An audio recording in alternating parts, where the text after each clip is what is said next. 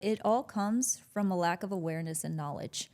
So they know they need something, but attorneys get the rap of they're expensive, they're litigious, they talk down to us, they're and so they just avoid it. They kick the can down the road. They think the family will figure it out, which is the worst thing to. In the day and age we live in, you own multiple businesses. If you're a doctor, you usually have an LLC or a corporation that you're funneling your funds through, and then you own some nice assets. You own multiple real estate, you own a yacht, you own certain things.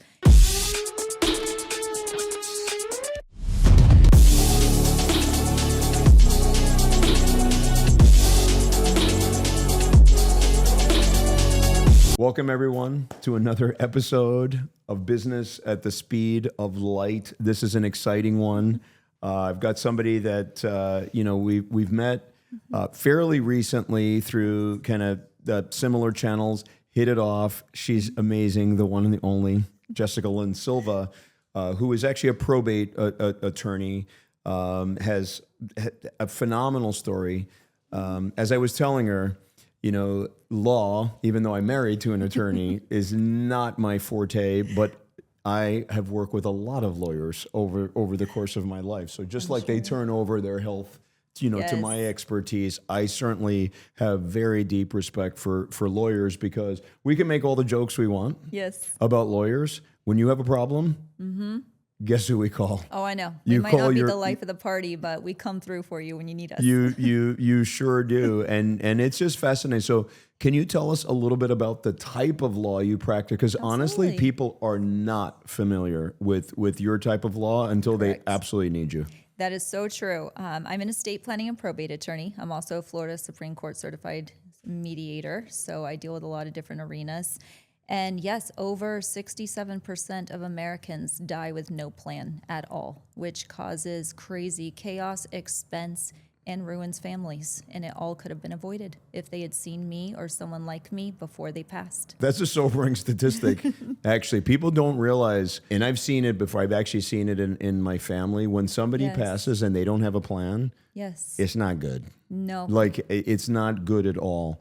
At what point in somebody's life should they seek your type of services? Is it something that they should seek like when they graduate from college? Is it something like that they should think about doing after they have their first job, after they have their first kid? Like when's the right time to get set up for life? As soon as you turn 18. Okay. When you turn 18, your parents are no longer the ones that can enter the doctor, speak to the doctor, manage all of your decisions. In the court system, in the healthcare system, they don't know if your parents are your best friends or they abuse you and they're your worst enemy. So it cuts through all the red tape if you have power of attorneys and all of the documents in place, so they know easily who they're allowed to talk to and who can act on your behalf. There's a lot there. So at 18, so I can tell you, at 18, I knew nothing. And it goes in stages. At 18, so if you're 0 to 5 million, the set of the 5 core basic documents would be excellent for you. A will, a durable power of attorney, a healthcare surrogate, which is very familiar in your world. Yes, very, very familiar. Pre-need guardians. Yes. So it's kind of the step up.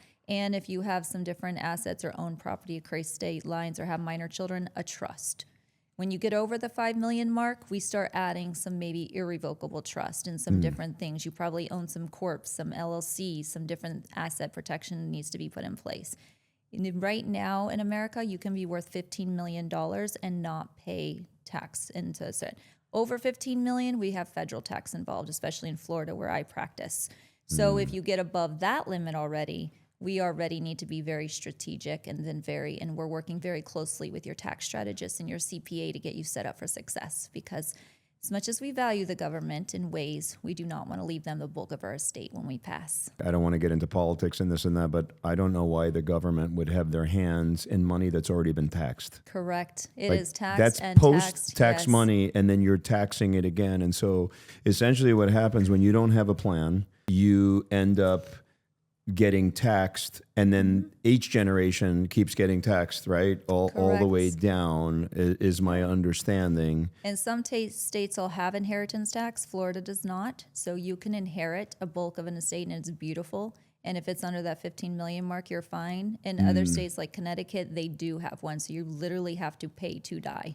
And so it's a very sobering thought. But if you are strategic and you have certain documents in place and your assets are titled a certain way, you can skip that process. They can't get their hands on it because it bypassed straight through there. So when it comes to, trust, okay, I Yes. think that people don't understand, obviously I'm around a lot of, physicians and other people that, that would be considered, like moderately, high net Yes. worth. They do well, even though, like a lot of physicians throw away all of their money. That's for a different, conversation.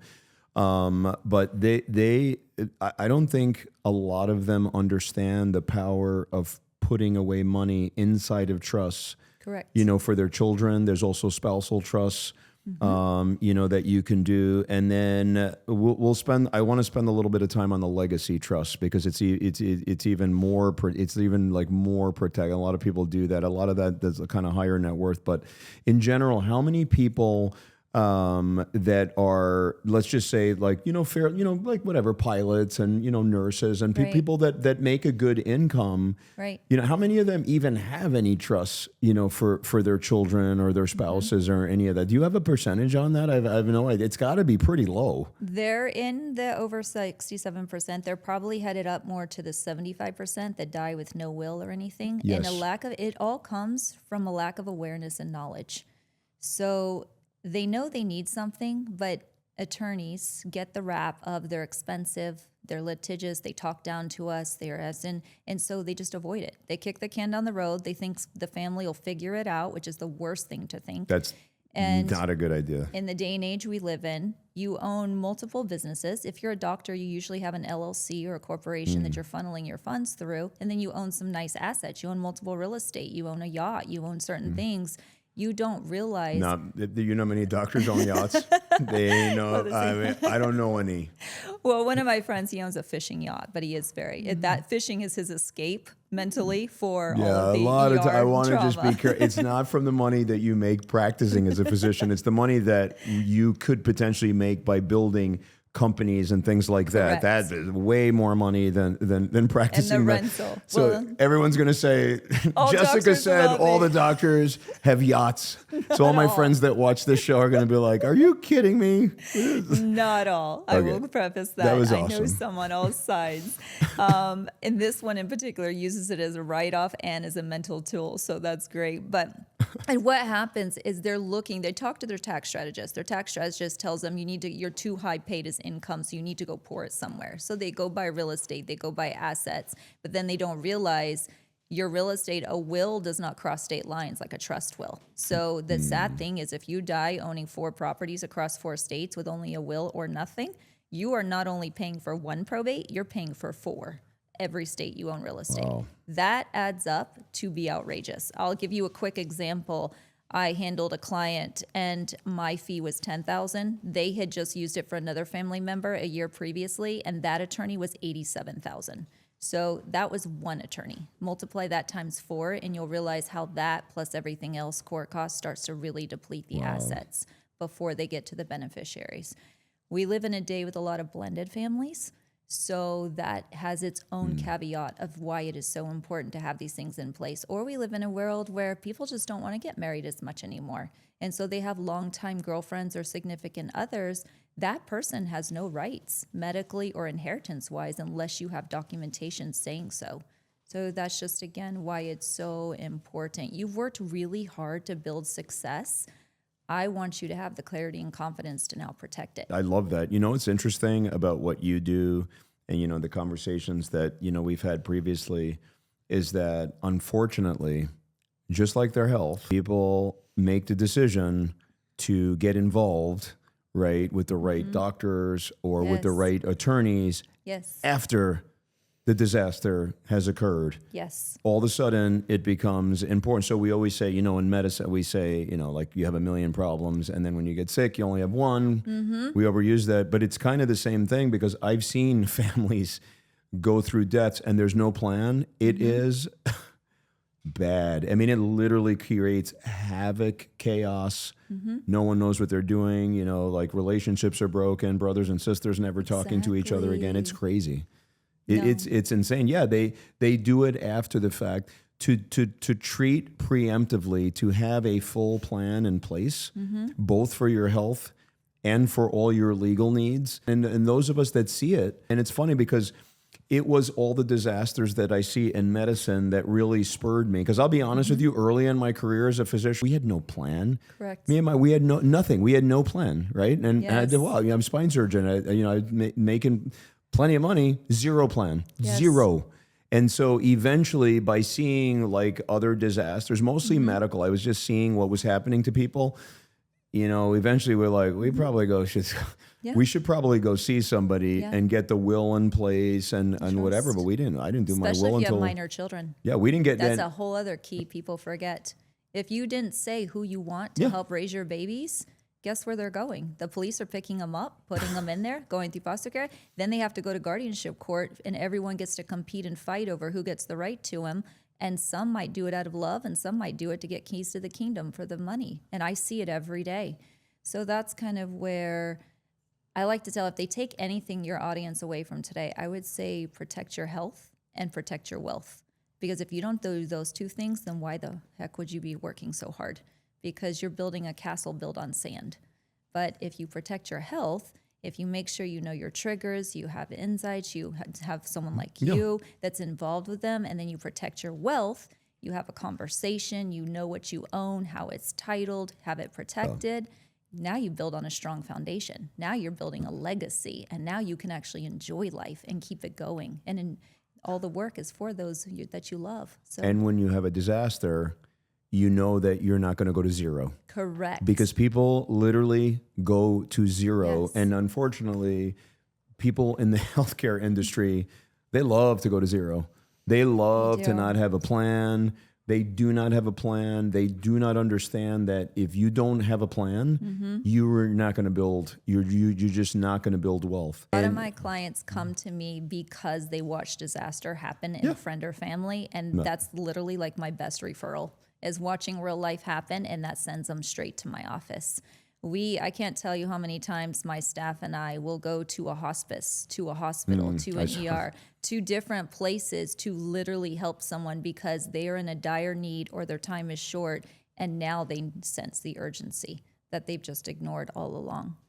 No, it is with this with this sovereign provider mastermind that we're doing, teaching healthcare providers and things like that, which we'll be doing, teaching, some of the courses. It's just like, I can't watch my colleagues anymore be in such a state of it's the most bizarre thing. Think about it. You gave up your entire youth. Yes. And then they give you a pager. Okay, I know there's not but bear with me. Metaphorically, pagers are cell phones. I get it. So you get your pager. You have zero time. And then you're so busy being busy and taking care of everybody else that you're not watching the money. People don't even, I know doctors that are 5-6 years into they don't even have $1 invested in the market outside of their retirement account. It's the most bizarre thing. Multifamily real estate, trusts for their kids, wills, nothing. Because they're so busy wrapped into this world, and this is like early on, right? And then their health starts to go, right? As they get older, they start getting into their 40s, and so by the time they're 50s, forget about it, and then it's disaster. We hear stories constantly. This doctor dropped dead, that doctor, this dentist dropped dead. We drop dead like flies, man. Yes. It really is a big problem. Mental health, forget about it. Yes.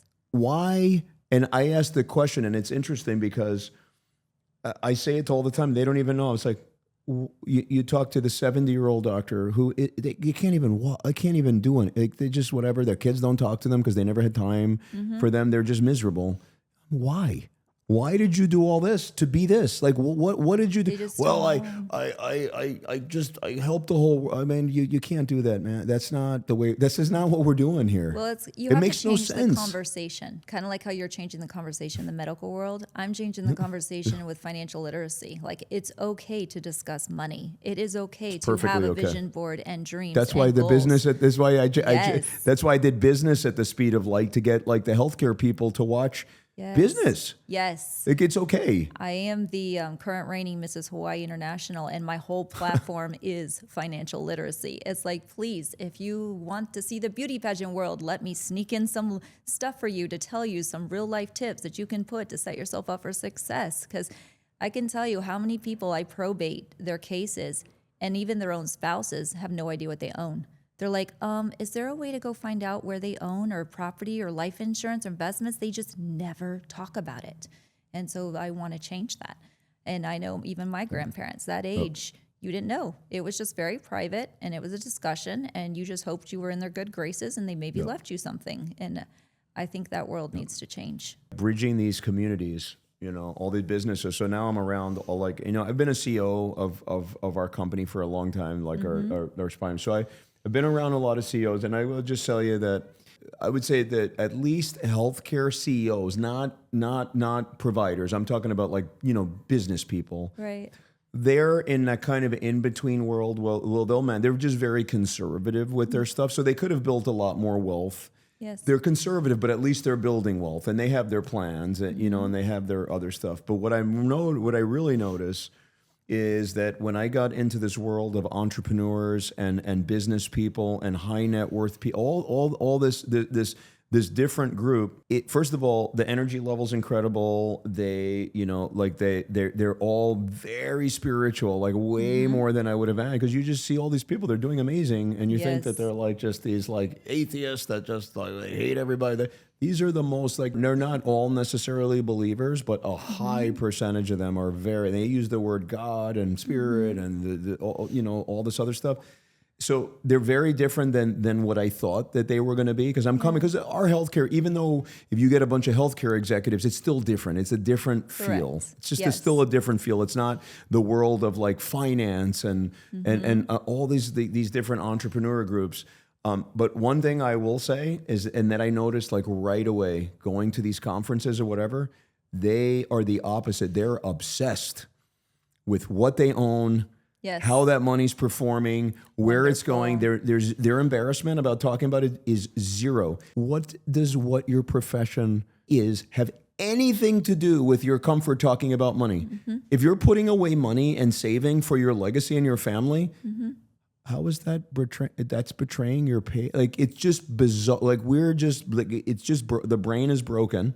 And so taking a group that's obsessed with it and putting that group in front of my cohort of healthcare providers, I think is going to make a tremendous difference. Very much. Because it's a physician bringing them that. Because they'll listen, so they'll come, right? Because it's a physician that has learned all these techniques, learned these strategies, knows these people. I'm bringing them to them, so they'll come. Because honestly, I'm being all, and again, there's nothing to, I'm not even talking about me. I'm talking about physicians in general. People are, when we fill these rooms with all these healthcare providers, they're 10 times more likely to come if I call them to come because I'm one of them than if, like, even you have Kevin O'Leary. If Kevin O'Leary came to Minnesota and said, I'm doing a conference, do you know how many doctors would go there? Like 2. Right. Nobody cares. David Goggins, all my favorite people. Gary Vanderchuk, Cody Sanchez, all my faves. I love these people. And I've gotten to meet, most of them, great people. Zero. No, they don't care. Like, no one talks about these people in our circles. They don't even exist. It's the most bizarre thing. Meanwhile, in entrepreneur circles, all those names I said, everybody knows them. No one doesn't know those people because they help to make them money. They help to grow their businesses. Doctors just do doctor stuff, whatever the hospital tells them to do or whatever. Nurses, same thing. Dentists, they're just trying to keep the lights on because the reimbursements suck, and so they have to go to cash pay. So if they're not in the right market, they have to get bought out by these big conglomerates.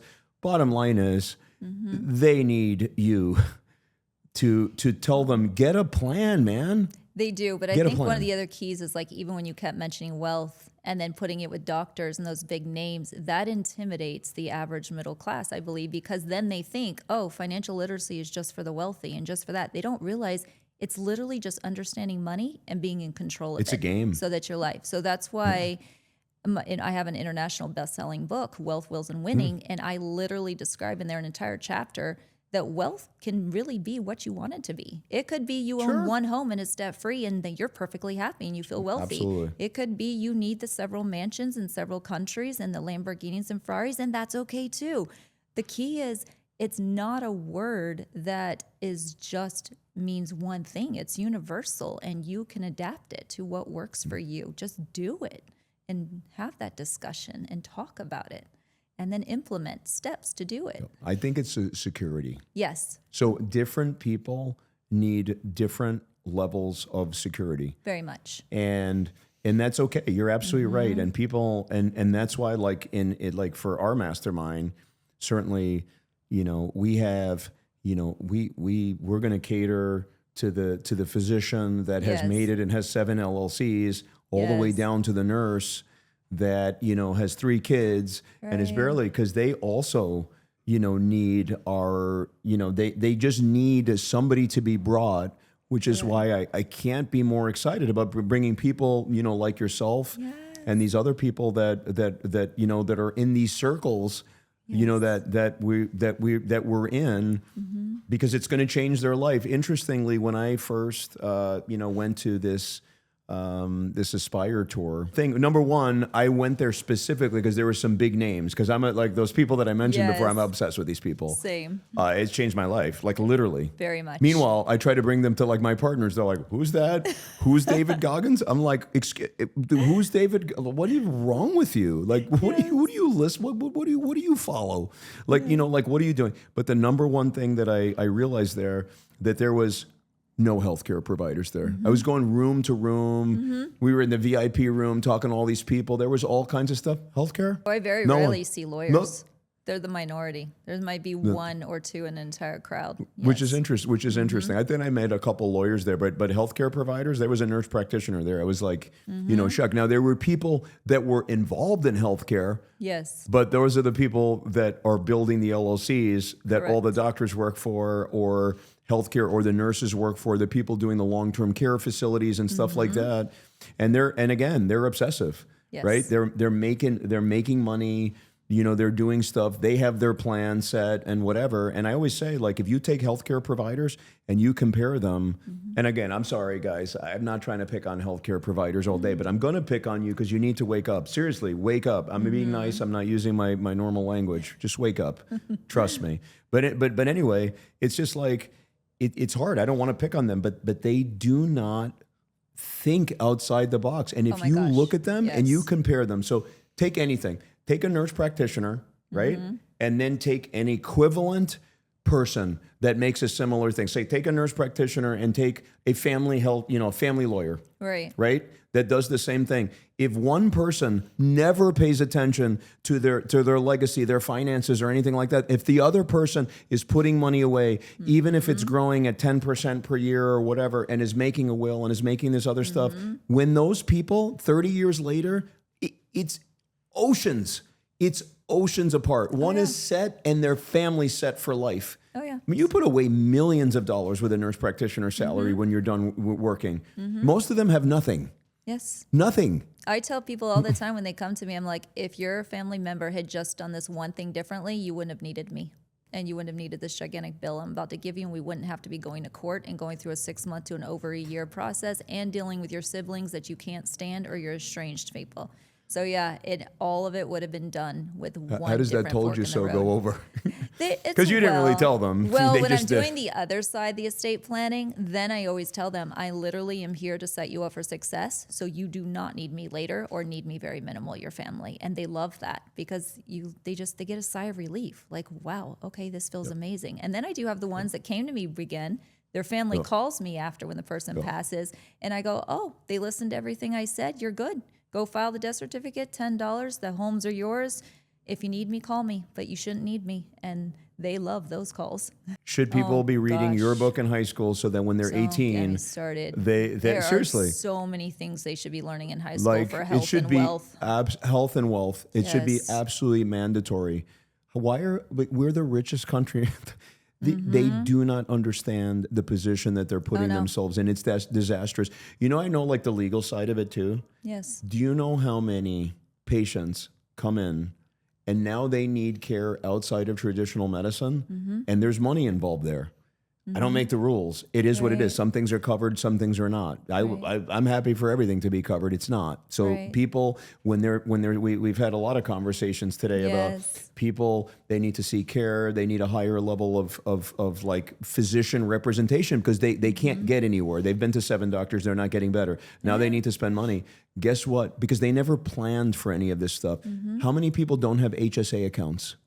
Right? How many people have gotten into trouble because of medical bills, but don't have that money put away? They don't have trusts that are protected. They don't have anything. By the time they're sitting in front of me, now they need, 5,000, 10,000 more. It depends. It depends on how much. I know how much you spent on your stuff outside of the system. It's hard to spend that if you no longer have anything because you didn't plan literally for anything. You didn't plan for your health to go bad. You didn't plan for your wealth to evaporate. You just plain didn't plan. You got to stop ignoring stuff. You got to just do something. You have to plan. They didn't plan because they didn't know. They didn't know. And that's why we're doing what we're doing right now. And the others to get the word out, because then it's on you. Because if we are taking our time and our energy to share and you still hear it and don't implement, then it's on you. But at least we're trying to change the ship because it is so powerful. But yes, I was personally in a car accident 5 years ago, and I had a rude awakening with the medical health system. And we have, my husband's retired military. We served 26 years. So we have great insurance coverage, TRICARE Prime. And it was heartbreaking. I literally dreaded going and left the doctor's office depressed every single time. And being an attorney and a coach and a consultant in multiple businesses and a mom of 3 and a grandma of 3, I have way more things I can do than go spend half my day at a doctor's office. To the point, I literally spent 6 figures in my own money to seek alternative care because I didn't feel heard. I didn't care, and I realized you literally are just a number, and everything was a walk-in and be like, would you like a script or would you like us to schedule a surgery? And I'm like, the human body is connected. You haven't even touched me or done something to figure out where this trigger's coming from. Like, how can we jump to these extremes when we don't even know what's going on? Welcome to our healthcare system where you are being processed, not assessed. Correct. Right? That, it is true. We're processing people. What you just said right now about the not being heard, that is the number. Well, people say, what's the chief complaint? I honestly, I'm going to start putting on chief complaints for people, like the true chief complaint. No one listens to me. They don't. They literally do not listen. The medical gaslighting that is going on in our society right now, it's devastating. Do you know how devastating it is? If you come in and you say, I feel horrible, your treatments are not working, and they're like, and you get, it's all in your head. Oh, that is actually like people. They're bringing people like to the board because they're doing high dose vitamin C on patients. But why don't you bring people to the board when they're actually telling patients that it's all in their head? Oh, correct. That to me is worthy of being called in front of the medical board. That is BS. That should never be tolerated. If a doctor ever listen to me, if a doctor says that to you, run. Go. Don't ever go back, ever. Fire them. Find somebody else. Sorry, I digress. That's something that you nailed it. Very, very personal and passionate to me. I 1,000% agree with you. And it was a total night and day when I went out and found the other side of the system, the ones that truly cared, figured it out, explained how the body all fits together. So where it was triggered, what was coming from. It was fascinating. And then back to your earlier point, in my head, I'm like, why are we not teaching this from kindergarten all through? Like, why are people they have no idea about their bodies, how they function, how they're connected. Like, that was mind-boggling to me that this is the first time that it's being discovered and you don't know. And then you're on the search of who to go find.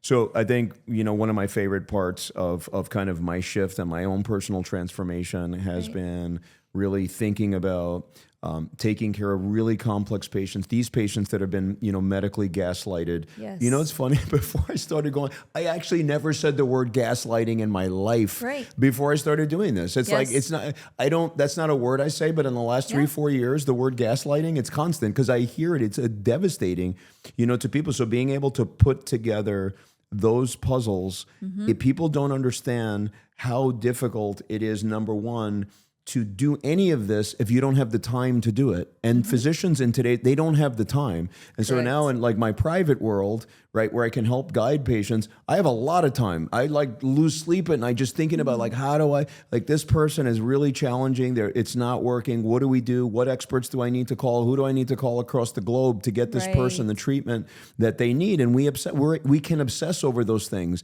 But I can tell you, if you're working at the meat farm and you have to see, 35 patients a day, it's one thing if you're a surgeon, because they either need surgery or they don't. So it's a lot easier to just say, hey, you have this structural problem. Yes. You either fix it or we're going to send you for stem cells or do it. You can do that in a condensed time.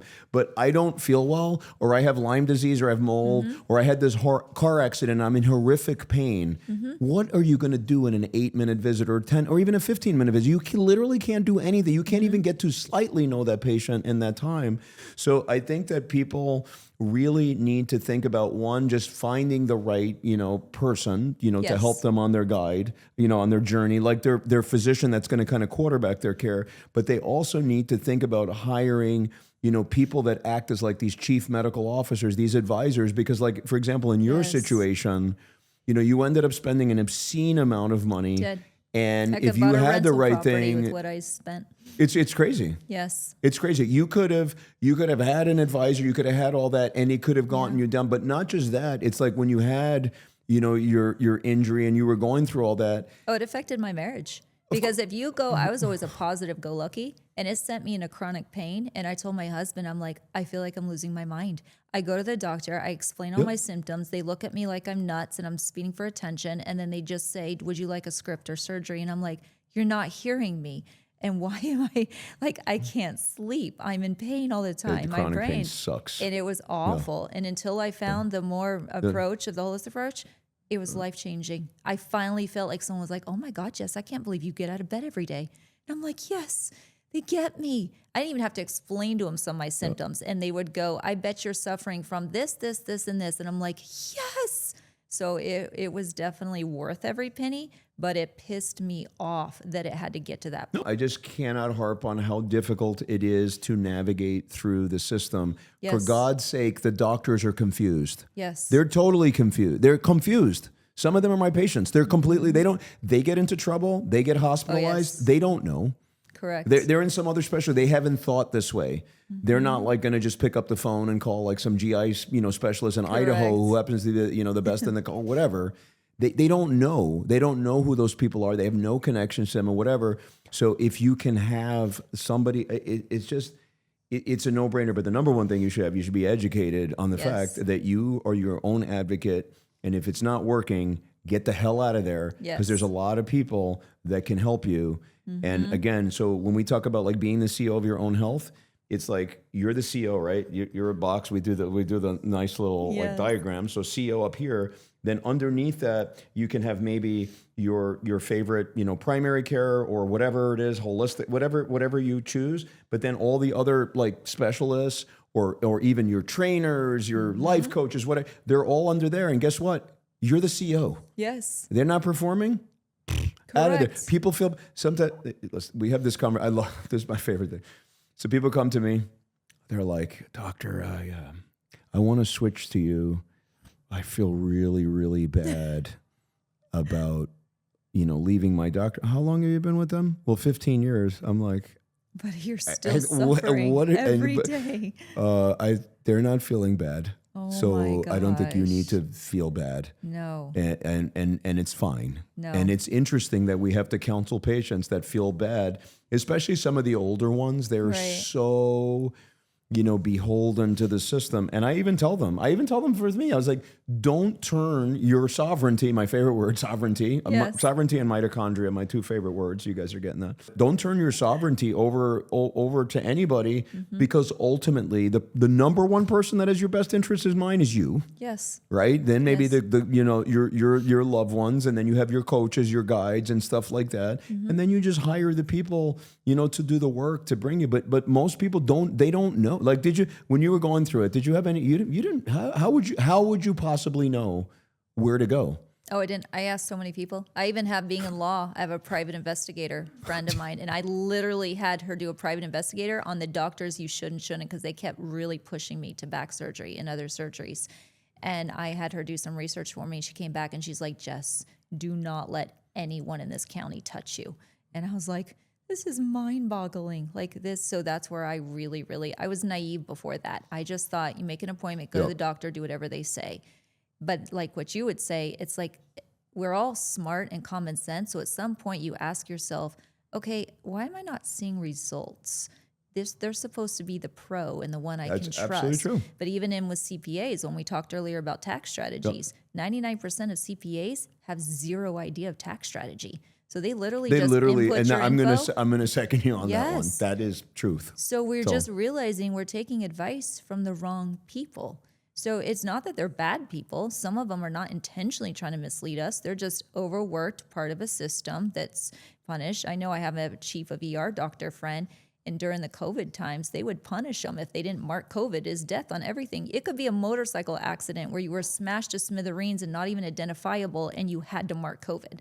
And I'm like, I remember that. Like, in fact, there's several people that actually were trying to bring that exact point up, and they were reported immediately to the board. And some of them actually lost their license for saying that they were falsifying documents. They lost their license because they were being forced to falsify documents. That's when you realize it's a power tool. And this is being said, no, that's where we have to speak up as Americans before you lose the time to speak up. I actually, in my book, I would say I definitely gave doctors a pass. Mm-hmm.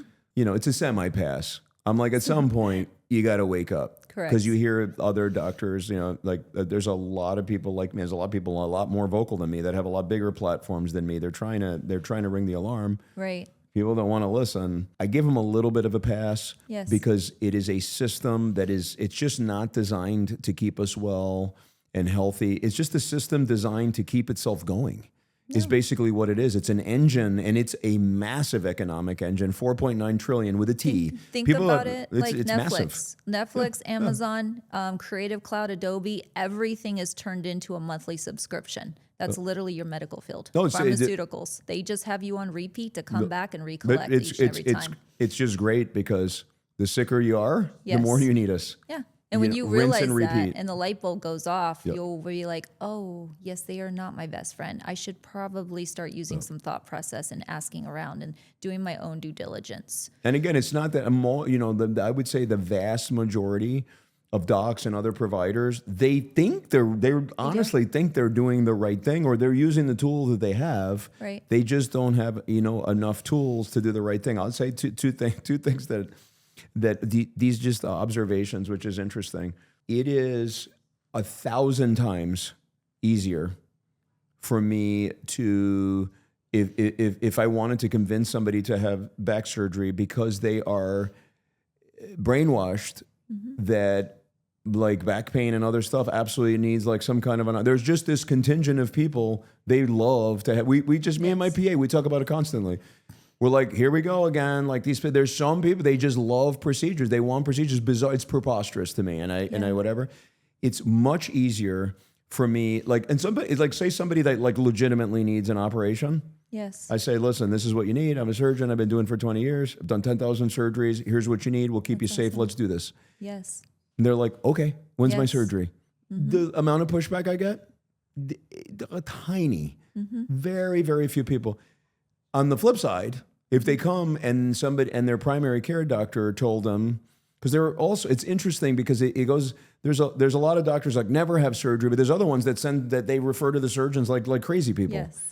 So sometimes I see like certain doctors referring, I'm like, here we go with another person that doesn't need surgery, but they're going to be in my office. So then I start talking to them about stem cells and all these other stuff that they can do outside of the system. Oh my God, trying to tell them to do things that or whatever, even low cost stuff like light therapies, they're so mad. No, they're literally so angry. They're like, I was sent to you for surgery. This is ridiculous. Like some people, they want to report me because I'm not going to do. I'm like, because you won't cut them open and give them a trust. I was like, let's have a conversation. Who are you reporting me to? Like, You're going to give me like a 1 star? What are you going to put on there? The doctor, the spine surgeon refused to do surgery. It's my right to have my back operated on. Okay. It's your right. But yet, because I'm trying to tell them, if they're my family member, I would do this. I was like, I didn't have those tools before, but now I have the tools. So why don't we try this? And then we can, consider, doing those other things. It's literally one of the most bizarre things that I've ever seen. I cannot overestimate. That is how there's this book I mention all the time. It's a guy, Robert Lustig. It's The Hacking of the American Mind. And it's about how corporations have basically taken over everything. It's big food, big ad, whatever. So the problem with the medical system is it's on both sides. Oh, yes. The consumers are brainwashed to just literally just go back to a well of pharmaceuticals, whatever, eat crap all day. They're just obsessed. It's so bad. I mean, there's a freaking McDonald's on every corner over here, and maybe there's some In-N-Outs in between. It's psyops. Right, because it's bizarre, right? Everything's fat, and people are in there. There's lines. Forget, like, some of these places, like, it's crazy.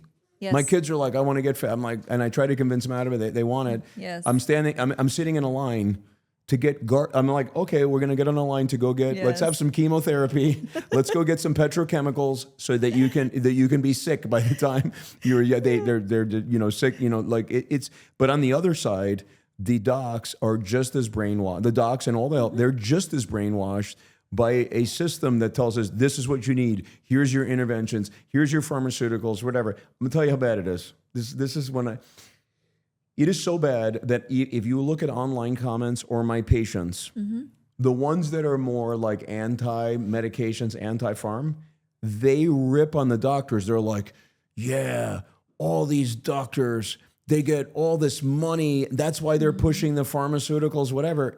And my pushback is, I was like, at least if they were getting money for it, you could half respect it. Yeah. They're not even getting, that's how indoctrinated they are. They're pushing some of that. Now listen, don't get me wrong. Some pharmaceuticals are life-saving. There are a lot of conditions. If you don't take the pharmaceuticals, you're going to be gone. Please take your drugs. I always say, like olden days, I do not want to have a stick between where you amputate a leg off. Like, give me all the drugs you want at that point. No. If I get sick with something serious and there are drugs and it's proven, bring me up. But they have a time and a place. I'm all over it.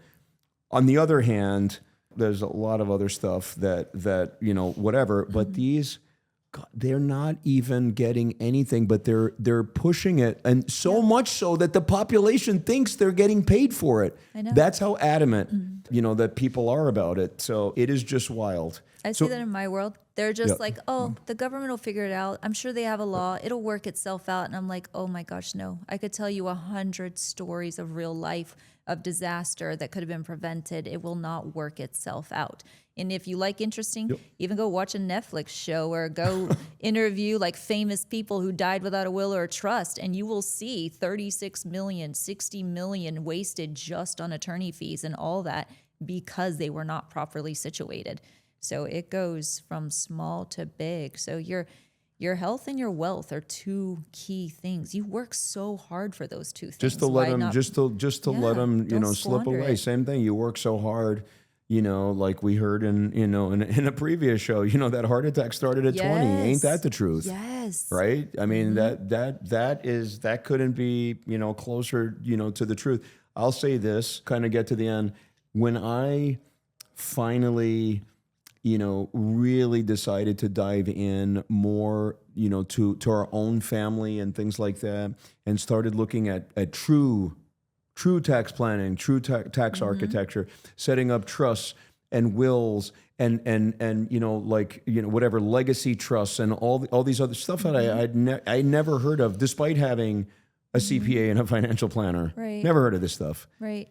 When you start really looking at it, you're like, holy smokes. You are literally, by just taking up, like, let's just say, like, you have a couple planning sessions, then you sit down, you have to do some work. Yes. It's not that much.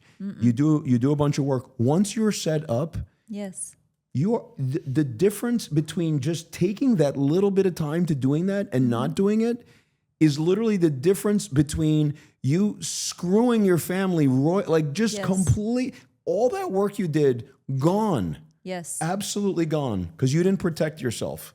You didn't protect your wealth and your health, and your health versus having abundance. And even if, God forbid, you just drop dead, one day from having too much fun, because us surgeons, we're always just having a great time. If you just on your yachts. on our yachts, that is correct. We all have yachts. Please come out to the yacht. I'm parked in the marina. I'm not going to tell you in what city. You got to figure it out.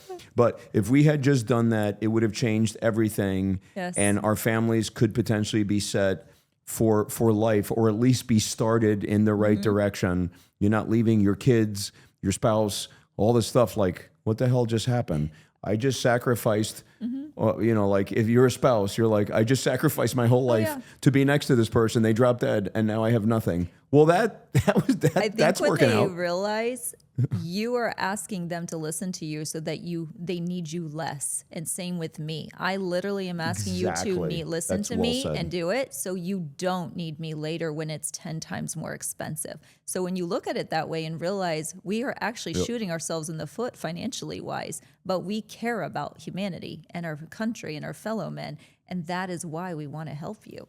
So when they look at it from that perspective and they realize that, then I think the whole game will change.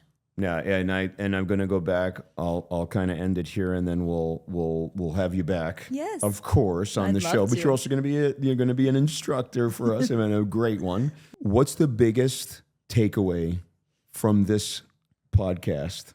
I'd rather leave it like that. I was going to go a different direction, but I'm going to save the humor for our next thing. What's the one takeaway that people can do right now?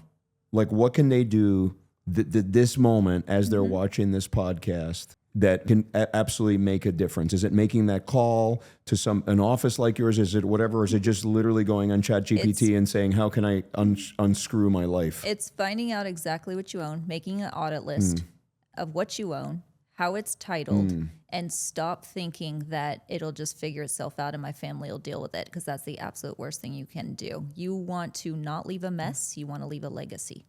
And it's very easy to put that in place if you do it while you're alive and confident. So do it now. No, I love it. Do it. I've seen people absolutely, ruined by it. So where can they find all your stuff? So I want you to tell them about your book. Where can they find you? Any educational resources? Yes. Whatever you'd like to share. I am licensed to practice in the state of Florida, so I can give legal advice across the entire state of Florida. I do have a program coming out that is a national legacy program protecting, so that way it'll be more from a consultant coaching perspective without legal advice, so that way it can cross state lines. But you can see all the pieces of me at officialjessicalynn.com, and then my website for my law firm is actually jessicalynlaw.com. Oh, this has been fantastic. I look forward to the launch, by the way, of your national program and getting that out to a lot of our healthcare providers that can literally all use it. They should all sign up, and hopefully after they hear you speak to them, they all sign up for your program. So we get you completely full after just one event. Because honestly, we're going to take a show of hands on these things. When you ask them about some of these things, 3 people are going to raise their hands in a crowd of 250, 500 people. It's really sad. It is. Where we are right now. And same thing about some of the health measures and things that they can do. So this has been amazing. I love it. Thanks for coming on the show. My pleasure. Thank Business you for at the having speed me. of light. We need people like you in our lives as docs and healthcare people and everybody. Again, I just kind of very partial to that's been my family, for the last 25 years. Or is just all these people in the healthcare and man, they get into some serious trouble. So thanks so much for everything today. I hope you guys enjoyed this episode of Business at the Speed of Light with Jessica Lynn Silva. This has been amazing. We're going to have her back, of course, and we'll probably go through more deep, actionable items that they can take. We might actually even have like a diagram or something. You can sort of draw it out and do some teaching, because they're like, trust, legacy, what's going on? They don't know. So thanks for coming on. It's been amazing. Thank you so much. My pleasure. See you guys on the next one.